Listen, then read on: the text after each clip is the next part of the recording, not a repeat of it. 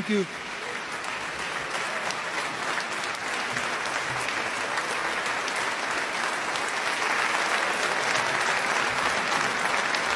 Thank you very much. Thank you. Ladies, thank you.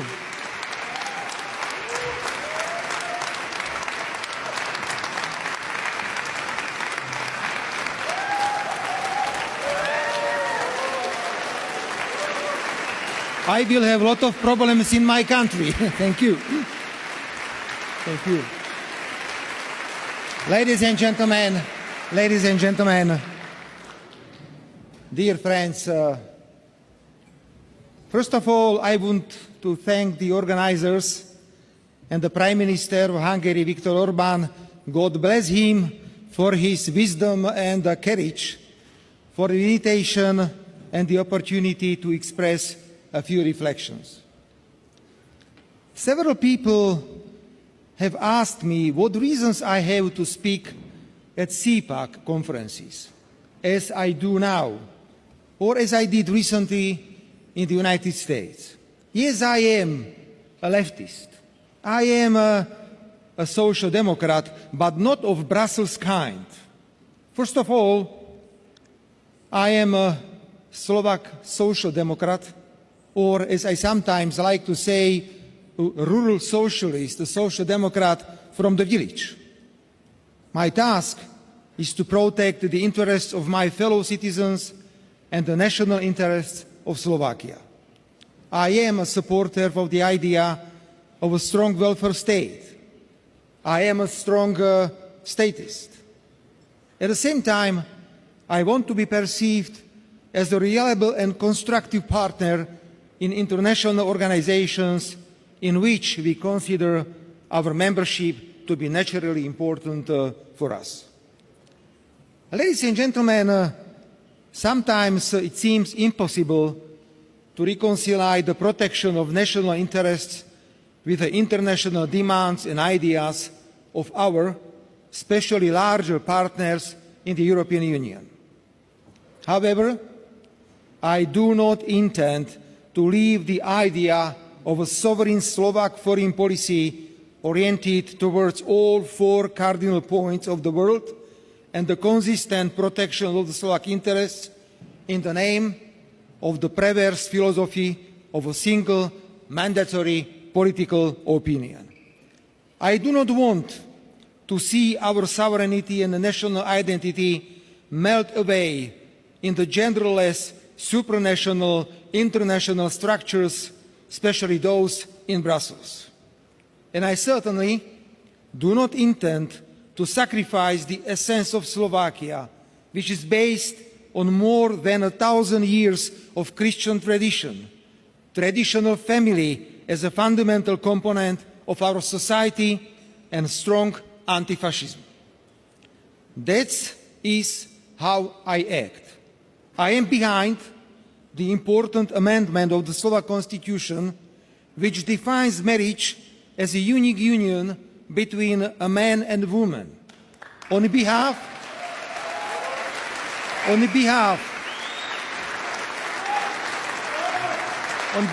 the government, I submitted to Parliament a further constitutional amendment concerning the existence of only two genders or the conditions for the adoption of children. As a strong leftist, I have no problem spending the night with the people on the production line to support higher night shift allowances or wage increases. As an anti-fascist politician, I felt the need to pay my respect in May this year in Moscow to more than 60,000 soldiers who died during the liberation of Slovakia. If such, ladies and gentlemen, if such sovereign and values-based behavior is a crime in Europe, we are on a very bad and dangerous path. If a political activist of the Slovak opposition wanted to assassinate me for my political positions, we are on an even more dangerous path. Value conflicts and disputes over the understanding of national sovereignty and identity do not only take place at the national level. In the EU, together with my friend Viktor Orbán, I clearly opposed mandatory quotas and the wrong approach to illegal migration. At a time when nuclear energy was taboo in the European Union, I pushed for the completion of 2 more nuclear units in Slovakia. I am an uncompromising advocate of respect for the rules of international law. Slovakia does not have enough fighter jets, missiles, drones, and ammunition to enforce its ideas by military force.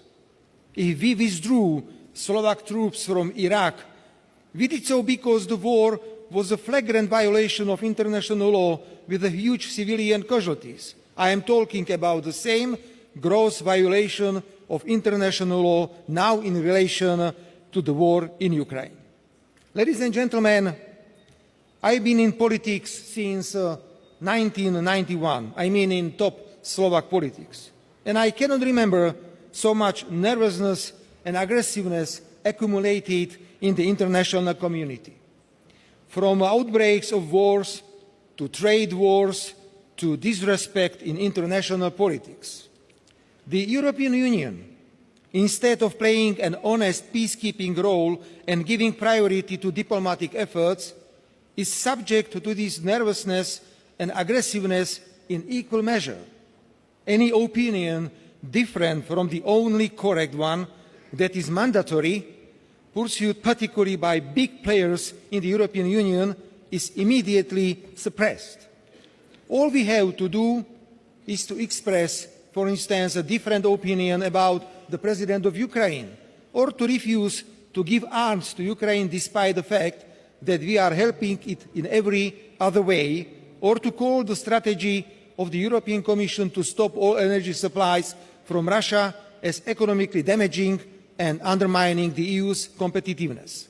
The reaction will come immediately.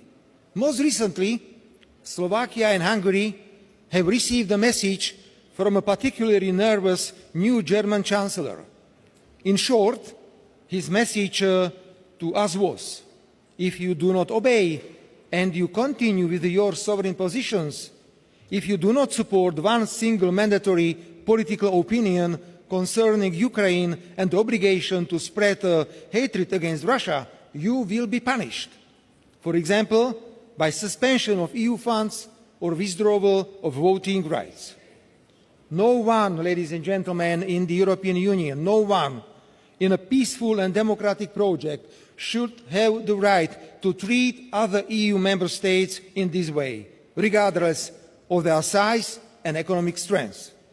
The strengths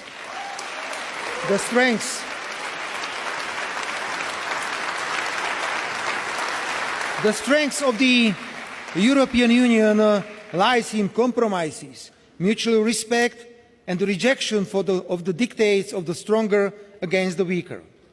Slovakia is not criticized today for a gross violation of human rights, the rule of law, or democracy. That is what had here in 2020-23, when we were in the opposition illegally arrested and accused, when the mouths of the free media were shut, when innocent people were dying in detention. Where were the great democracies and the European Union as a whole then? If they have no realistic response to the war in Ukraine today, which is a country has been the victim of the senseless prolongation of this military conflict, if the answer is only to build a new iron curtain between Europe and Russia, which even the United States does not want, they cannot continue in their nervousness by suppressing the sovereignty of individual member states on legitimate issues. Ladies and gentlemen, we may have to expect unprecedented decisions, such as, for example, the abolition of the right of veto of EU member states and its replacement by qualified majority voting. The time may indeed come when there will be punishments for having a sovereign opinion on EU competitiveness or the war in Ukraine. One thing I do know, however, for sure, and before that thing, I want to warn and take this opportunity to send my warning as far as possible. The imposition of a mandatory political opinion, the abolition of the veto, the punishment of the sovereign and the brave, the new Iron Curtain, the preference for war over peace, this is the end of the common European project. This is a departure from democracy. This is the precursor of a huge military conflict. The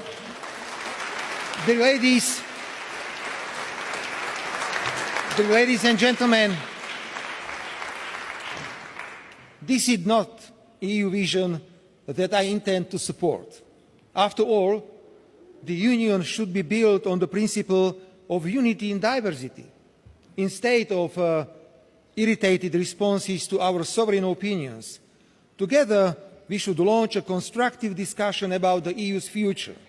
After all, we see that trust in the Union's institutions is deeply eroded, whether it is individual failures of individual members of the European Commission or the various yet unsuccessful visions, strategies, concepts and roadmaps that have led us to economic decline, loss of competitiveness and unprecedented security challenges.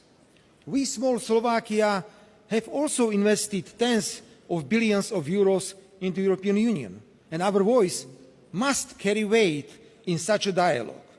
And if we truly care about peace, we must be willing to communicate even with those who are often demonized like Russia. Only in this way we can end the war in Ukraine, which is weakening us all and in recent weeks significantly threatening us given the increasingly irresponsible saber-rattling by most European countries. Ladies and gentlemen, I conclude with a challenge. Let our diversity, sovereignty and national identity be our strength and not weakness. Thank you very much.